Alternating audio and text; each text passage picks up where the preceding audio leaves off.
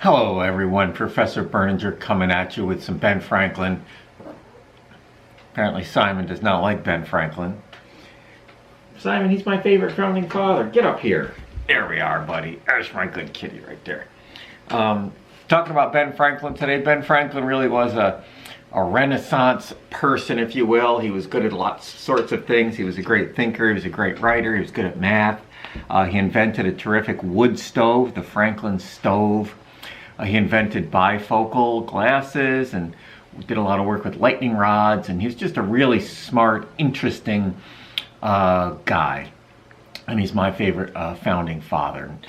He wrote some really funny essays and things for his publication. He was really a printer by part of his trade.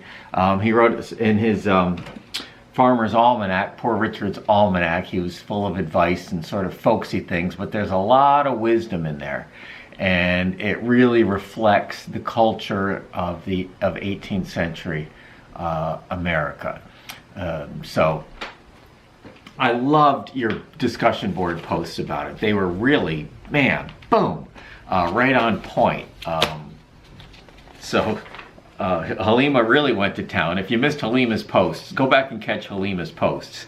They're really, really good. Brienne's were very relevant with her teenage kids, and Melody and Brian, everybody here. Leah, Emily, everybody did really good discussion board posts on the way to wealth. And let me tell you something, folks, this is not something to be taken lightly.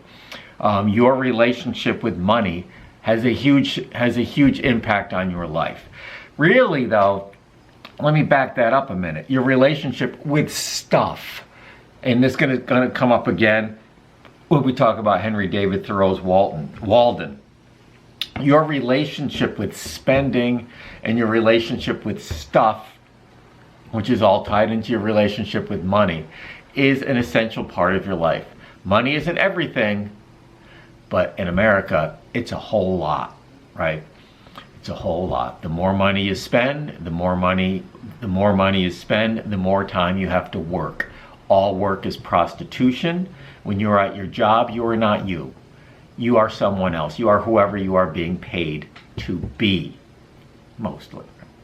You're not free when you're at your job. Maybe you like your job. Maybe your job has value to you. I hope so.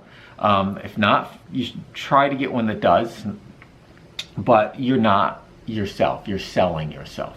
So anyway, The Way to Wealth has got this, for such a short piece, it's got this sort of complicated frame. Father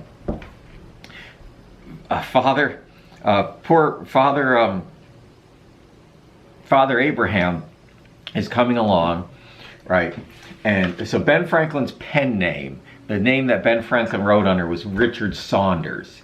He's the fictitious author of the real Poor Richard's Almanac, Richard Saunders. So it's Franklin's pen name, the name he wrote under.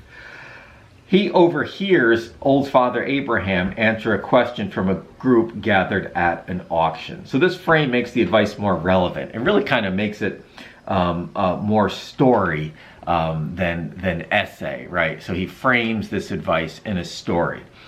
So Richard Saunders, the fictitious author, here's Father Abraham, a fictitious character, answering a question of a group gathered at an auction. And of course, somebody's stuff is being auctioned off. This is a family's stuff because they defaulted on their loans, defaulted on their mortgage. They owe money.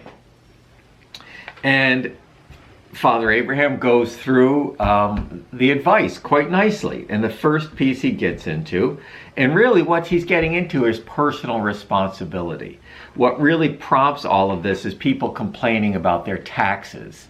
And he goes into how people tax themselves by buying stuff they don't need. That really doesn't make you happy, right? There's no happiness in things for the most part. And that's what he's saying, because people are always happy to blame others, right? I don't have any money because of taxes. I don't have any money because the electricity is too much. People rarely want to look at their own behavior. And of course, this group goes right ahead at the end and buys a bunch of stuff at the auction that they probably don't need. So the first piece that we strike upon is time. And he says to avoid sloth.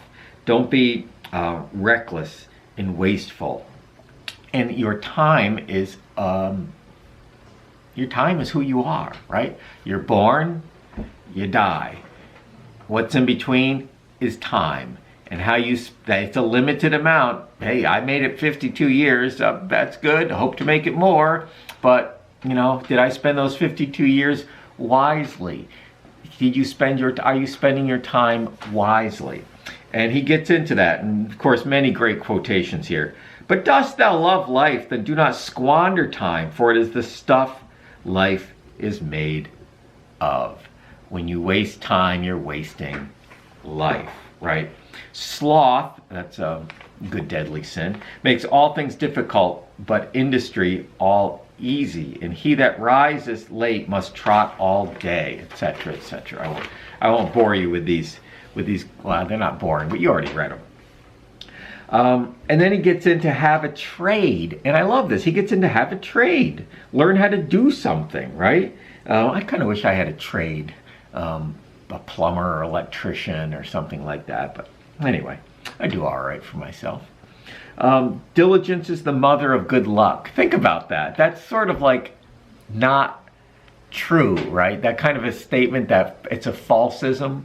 Diligence is the mother of good luck. Well, Franklin is saying there's really no such thing as good luck. Diligence is hard work, keeping on top of things, not even hard, but just diligent, keeping on top of things, right? Diligent about your homework, just keep on it. Is the mother of good luck. Well, I guess so, but it's not luck if it's diligence. Then he gets into leisure, and this is subtle, right? This is subtle when he gets into leisure. A life of leisure and a life of laziness are two things. So there's the part of our life that we sell to someone else called our job. And then there's the part of our life where we have to do household chores. And then there's the part of our life that is free time. And he's saying that's leisure, but it's don't be lazy. Employ thy time well if thou meanest to gain leisure, and since thou art sure of a minute, throw away not an hour. And then when you gain leisure, do something useful with it, right? Read a book, watch a good movie, there's lots of things. I'm obviously expressing my values there. Ride a bicycle, exercise, spend time with your cat. Get out of that bag. It's always going in the bag. Simon.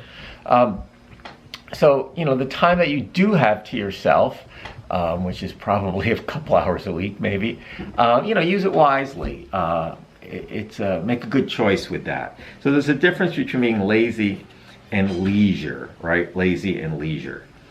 Don't trust too much to others, right? Take care of yourself. Take care of yourself.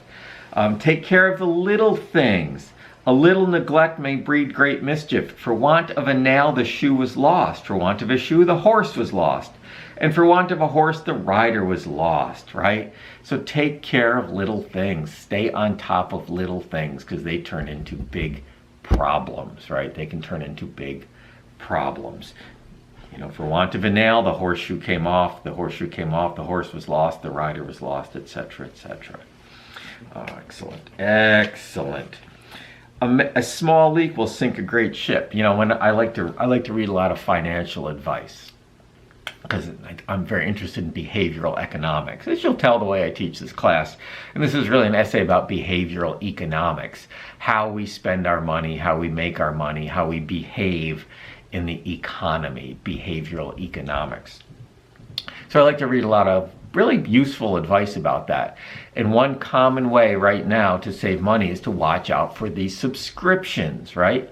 Oh, you sign up for, there's one magazine article you read, so you get a free trial, you have to put your credit card in. Next thing you know, you're being billed $4 a month for this magazine. And you see $4 on your credit card bill if you look at it. And you're like, oh yeah, I gotta cancel that. And then you move on to something else.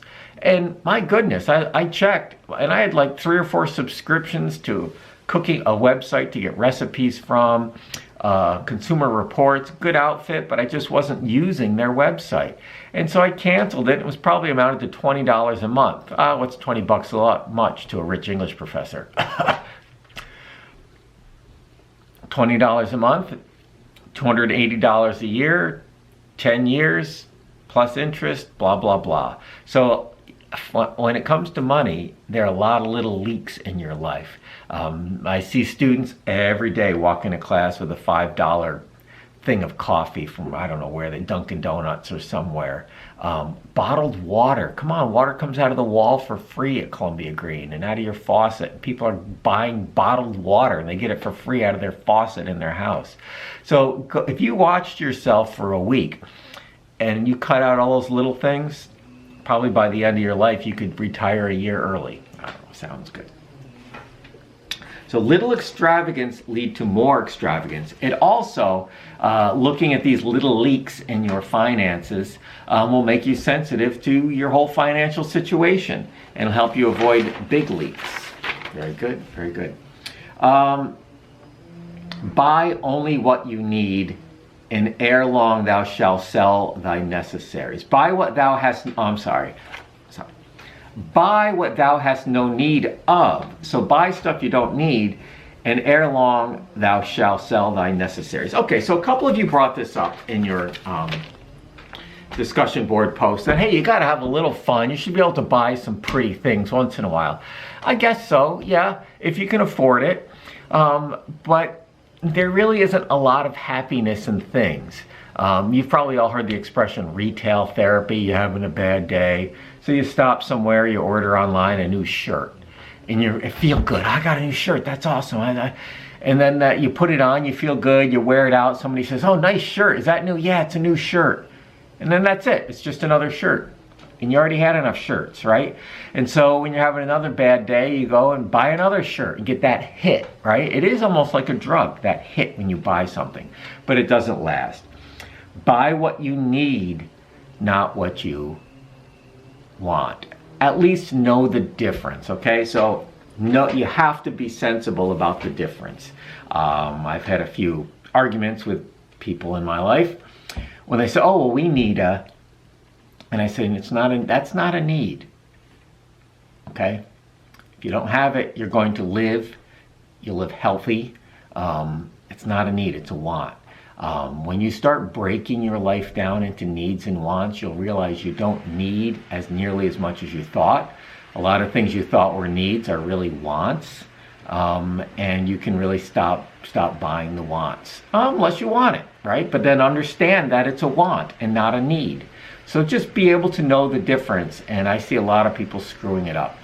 I'll never forget, long ago in class, I said to somebody, you know, a lot of people have these really big pickup trucks now. Do people need those trucks? And a young guy said, well, I have a contracting business, so I need a truck. I'm like, oh, okay, you do. And then another person said, well, I need a truck. I said, what do you need a truck for? Well, to move my quad around. But, you know, you don't need a quad. So the truck and the quad are wants, not needs. Wants, not needs. So they kind of got it backwards, but God bless them. He that goes a borrowing goes a sorrowing. Folks, there are two things in life that you should go into debt for. College education, because if you finish it, you'll get a better job, and that money, you'll make that back over the course of your 40-year career, working somewhere, 20 years. And a house, because houses generally go up in value. So those are two good things to go into debt for. Bad things to go into debt for, just about everything else, right? Most people have to go into debt for a car, but if you can save up and buy a car, and then save up, and you can stop financing cars, right? Pay cash for a car if you can, and then start saving for the next car. It can be done, right? I've never had a car loan because I bought my first car. I saved and saved and saved. I had a junk car I drove around, then I bought it. And then I started saving for the next car, so I never paid interest on a car loan. So borrowing money, and it's so easy with that credit card, right? Swoosh, stick it in, pull it out, right? Right when a majority of Americans started getting credit cards is when it created a lot of personal finance problems. And then interest, it's very bad, very, very bad. Credit cards, use them wisely, right? Don't let them use you. But borrowing is generally best avoided. And I know it's not always possible, but don't do it lightly. Don't do it lightly. Yep, pride. Somebody, I think Bran brought that up. Her kids, like most kids, but I'm sure Bran's kids are lovely. They want that latest iPhone, and kids, there's a lot of peer pressure, of course, to have the latest this and the latest that out of pride. And if you can break your kids of that, good luck. That's a great lifetime thing, right? When you stop caring about that stuff, and it really doesn't make you happy anyway. But if you can break the habit early, even if you're out of teenage years, the habit that you've got to have the latest thing just because it's the latest thing and everybody else has it, you'll do very well in life. Very, very well in life. So I love his section on debt. At the end, he loops back to the auction, and very sad, very, very sad. They all say, oh, yes, yes, yes. Thank you, Father Abraham. Thank you. And then they immediately practiced the contrary, right? They bought things that they probably did not need. And they might be the next one whose stuff is all being sold. So, folks, I'm going to tell you, you could do a lot worse than follow the advice in this essay. Number one, money's so important in our lives. Sorry to say that. It's the truth. I wish it wasn't. And it really governs us in a lot of ways. And if you can sort of become the master of it and not let it become the master of you, especially early in your life, but anybody can do it anytime early in your life, you'll have a much better life. And luckily, I was raised by parents who were extremely frugal, and we didn't have a lot of money. So I've always, even though I don't make a fortune, I'm fine with my salary, but it's not huge. I always make more money than I need, because my needs are little, and I know the difference between needs and wants. And you know what?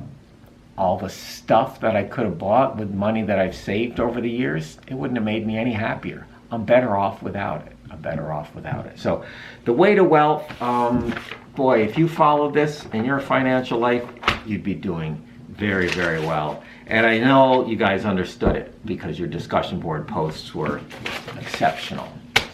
So there you go. Ben Franklin's The Way to Wealth. Probably didn't teach you anything you didn't know if you read it, because it's pretty straightforward. But, a lot of you said Americans don't follow it. I tend to agree with that. Some do and some don't. Obviously that's the obvious answer. And the ones who do are much better off financially, physically, and mentally, right? Physically and mentally. And when pandemics come around and sometimes you lose your job and there's economic problems in the country, you want to have some money in the bank, so you don't stress out. So anyway, Ben Franklin's Way to Wealth. Enjoy it. Keep up the good work out there, people. You're awesome. Have a great day.